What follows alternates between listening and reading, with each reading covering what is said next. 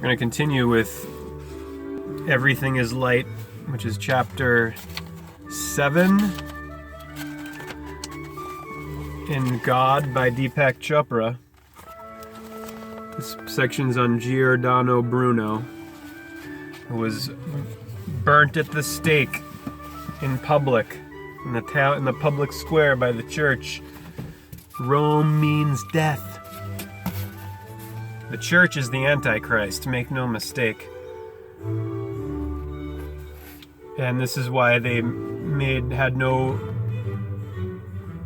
trouble at all taking making the birth of Jesus Christ correspond to the birth of the sun god Mithras of Persia, and all of the other sun gods who die at the winter solstice, because the sun symbolically dies on his serpentine sine wave path at the Tropic of Capricorn, and then is reborn on the 25th December, death, Christmas. This is the death of the sun and his rebirth, and his rising resurrection in the right ascension direction through Janus-Eri, Aqua Osiris, and February, P Isis, the Fume Aries of February, when we have Valentine's Day, which is the day of Eros or Rose, or the rising resurrection of the erection in the right ascension direction. And then in April, Aphrodite, which is named after Aphrodite of all aphrodisiacs, Venus, the god of beauty and love and eros, sex. She is this goddess of April, of Easter, or Esther, or Estro, or Estrus, estrogenesis, of genetics, of the Easter bunnies and eggs of fertility. It's all about fertility, not just in the sense of, as we're learning from Men and Symbols by Jung, not just in the sense of the physical or natural or sexual fertility, but also spiritual fertility. As in the erection, like with Osiris in Egypt, put on the mummy, directed upward, the erection going up, symbolizing the penetration of the spirit into the unseen, into the unconscious underwood of Osiris, Aqua Osiris Aquarius. The last quarter we're in now is all water. It's all about the ocean, of the sea suns, where you have Capricorn at 6 o'clock, which would be the goat with the fish body, and then coming up after that is Aqua Osiris Aquarius, the water man, and then P Isis right before our Aries, the fish, feet. Kneecaps of Capricorn. This is all the underworld of the lower body below the belt at Libra. Capricorn kneecaps, Aquarius in the shins or the sins, and then Pisces in the feet of the fish. With the soles. The soles of the feet. S-O-L-E, the solo, the soul. El-Sol, the sun. The psyche. Oh dear! So we're back to the part where the Jesuit has come back to Bruno now after Bruno was in his cell for a night and a day. He's in Rome, and he's trying to keep from his head that Rome means death. He's hopeful, but it doesn't look like it's gonna go well for him right now. The heretic priest, Giordano Bruno. "Do the Jesuits consider me uneducated? That would be novel," said Bruno. "Indeed, but not all of your learning seems directed toward God." Bruno began to feel more at ease. This was sounding like a debate, and he excelled at debating. A guard appeared at the door. He loosened the ropes that bound Bruno's wrists behind his back. The muscles of L had grown so weak that his arms flopped by his side once they were loosened, feeling cold and lifeless. But after a moment, Bruno could rub his hands together. He practiced this while the guard led the way up the stairs to the main hall of the castle. The Jesuit motioned toward a side room where 4 other Jesuits were waiting. They didn't line up behind a bench like a tribunal, but sat around in comfortable chairs. The room gave off a warm smell of mocha and anise rolls, as if Bruno were slightly late for breakfast. He felt a gnawing ache in the pit of his stomach. Out of the corner of his eye, he saw one of the Jesuits wipe his mouth with a linen napkin.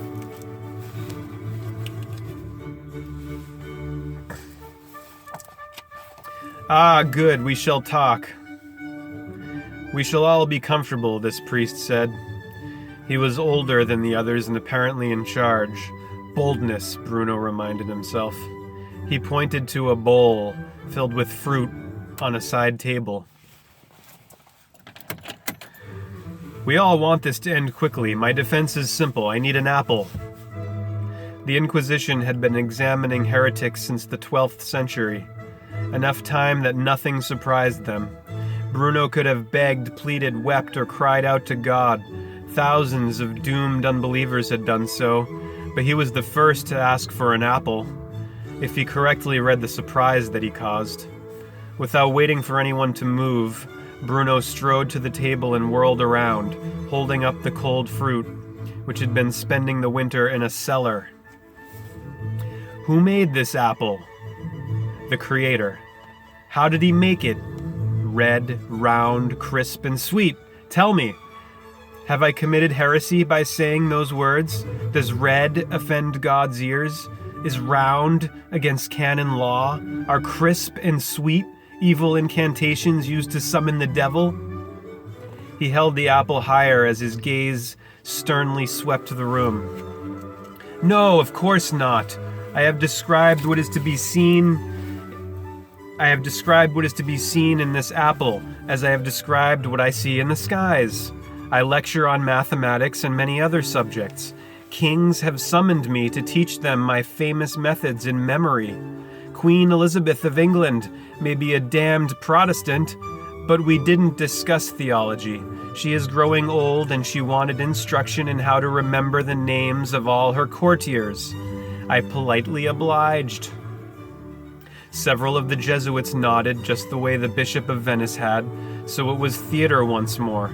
Bruno paused for a second to gather his dramatic powers, but the senior priest interrupted. Mozart's Trumpet Concerto, Håkan Hardenberger, and the London Philharmonic Orchestra led by Elgar Leopold Mozart, Mozart's father. CRB.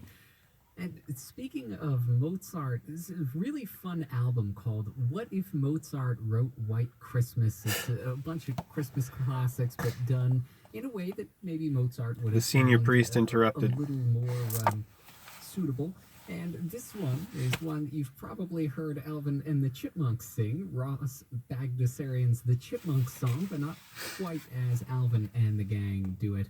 Here's Petri Utalainen and the Northern Lights If Orchestra. you believe, Eve, there's nothing up there, sleeve, Eve.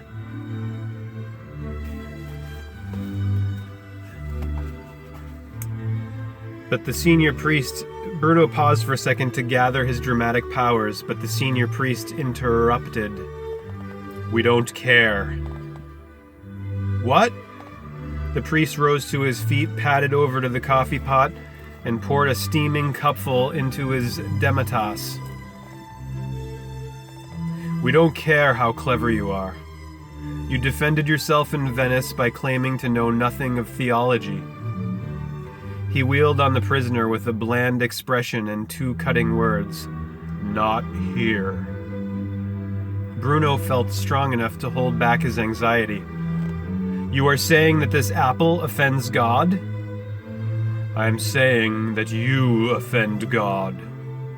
Or are you so vain and puffed up that you've forgotten your own words?" Balancing his cup in one hand, the senior Jesuit pulled a paper from his waistband, squinting a little as he read it. "The true aim in life should be illumination. True morality, the practice of justice." "Yes, I wrote that, but what could be wrong?" The priest cut him off. "Let me finish. The true redemption should be the liberation of the soul from error, so that it can reach union with God. Bruno saw that his accuser had screwed up his face, but his own words moved him, and he blurted out, "Beautiful!" "Horrible!" the Jesuit snapped back. "Can you stand there hearing your vile heresy and not see hell?" Bruno felt the blood drain from his face. Suddenly the room was colder, and he swayed as if his spine had softened. "No," he muttered softly. The senior priest eyed him with an indecipherable look. Taking his seat, he nodded to the solicitous Jesuit, who seemed to function as bailiff. "Giordano Bruno, the defendant," he began, assuming a formal voice as he stood up. "Witnesses have sworn that you returned to Italy to teach magic and initiate students into the supernatural arts. You traveled in Protestant lands to preach against the one true church. You converted to Calvinism to curry favor and then suffered excommunication by the Protestants when they could no longer abide your lies. Your books teach a new religion that you call light, which is an abomination to the correct faith established by the blessed Jesus Christ." The accusations would have kept on unfurling, but the senior Jesuit raised his hand. "As you can see, Bruno, apples won't save you." The others smiled at the witticism. Bruno felt the urge to scream, but the desperation hadn't blinded his reason. His predicament tightened around his throat. He had followed the divine light. He had believed that all sins are steps away from the light, all redemption steps toward it. He longed for the day when he would be one with God. Nothing else mattered. There were heretics as numerous as fish in the sea, damned by false witness, conspiracy, intrigue, and jealousy. A few saved themselves if they knew which way to twist. But Bruno was doomed by something far worse. He had cursed himself before God by seeing the truth. He was right about one thing. When the torturers came, they didn't knock. The Holy Office ordered soft torments at first. He had a rag stuffed in his mouth while water was poured into his nose. Waterboarding. From the outside, this looked like nothing, but to the victim it created a panic unto death. Water gave way to steel tongs, hot coals, rocks pressed on his chest. The torturers never pressed Bruno so hard or heated the coals so hot that he was in danger of dying. The first year was spent this way, breaking his body. When Bruno was dragged before the four Jesuits again, still seated in armchairs before the fireplace, they asked if he had anything new to tell them. "I would like a diploma in pain. You can't say that I haven't applied myself." So the process of breaking him continued. To the Holy Office, torturing a heretic had a spiritual purpose: mercy. Was it not merciful to force out demons so that a purified soul might stand before God? This kind of mercy ran a few risks. Among the accused, a few would be innocent. Yet they tended to confess every kind of horrible sin even before their last fingernails had been plucked out with pincers. The guilty, too, made lurid, false confessions once they were hung from leather straps until their shoulders dislocated.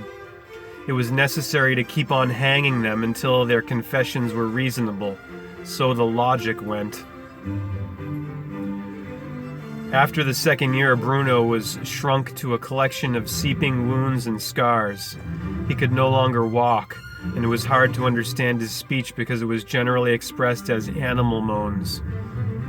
After 2 years of torture, the Holy Office reconsidered the case. The accused had refused to recant despite all persuasions. Fear of the rack would reduce him to begging. and during those times he would confess to a few pitiful errors. But the heresies in his books were too many and too flagrant. Worse, the people had sympathy for him.